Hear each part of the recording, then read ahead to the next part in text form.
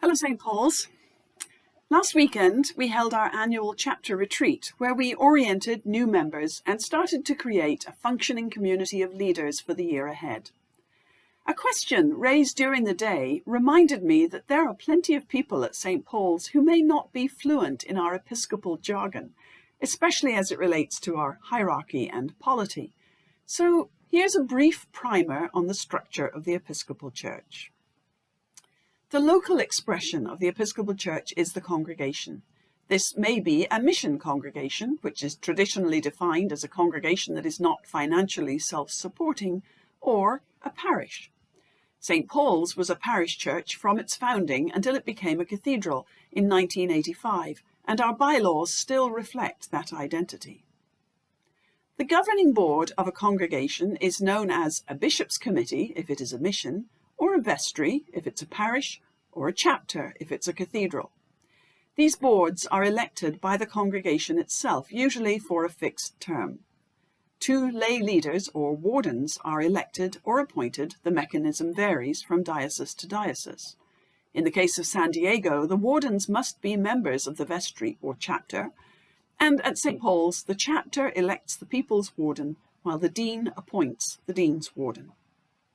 The chapter's principal function is to provide the materials needed for worship and other ministries, including the buildings of the church, and to work with the clergy to encourage and build up the congregation in its ministry. A mission or parish generally has at least 1 priest attached, sometimes working part-time if there isn't sufficient income to support a full-time position.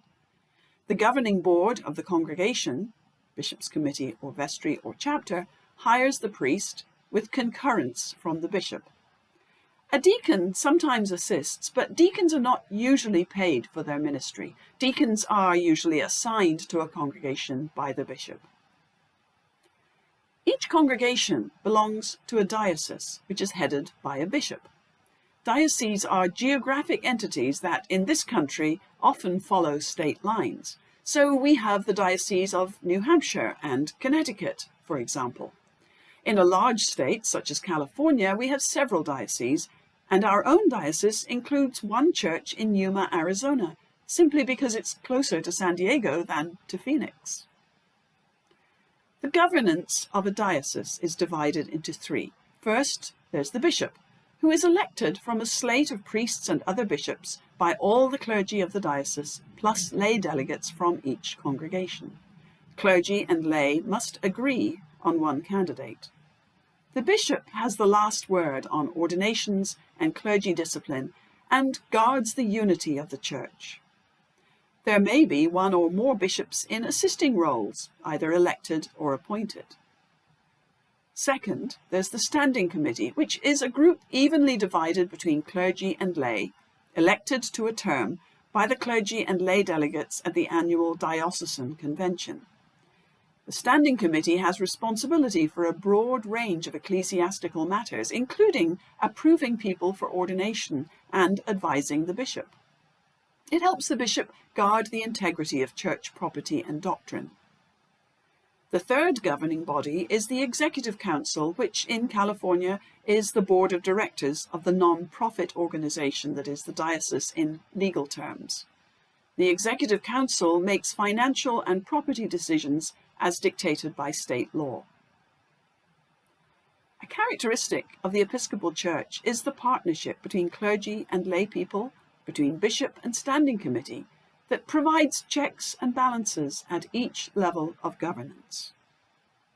Above the diocese is the Episcopal Church, which I will not call the national church, because the Episcopal Church transcends national boundaries with a presence in some 17 countries. The governing body of the Episcopal Church is the General Convention, which meets every 3 years.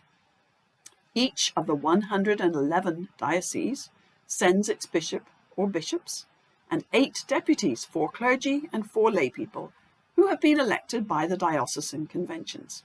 Yes, that's a very large legislative body.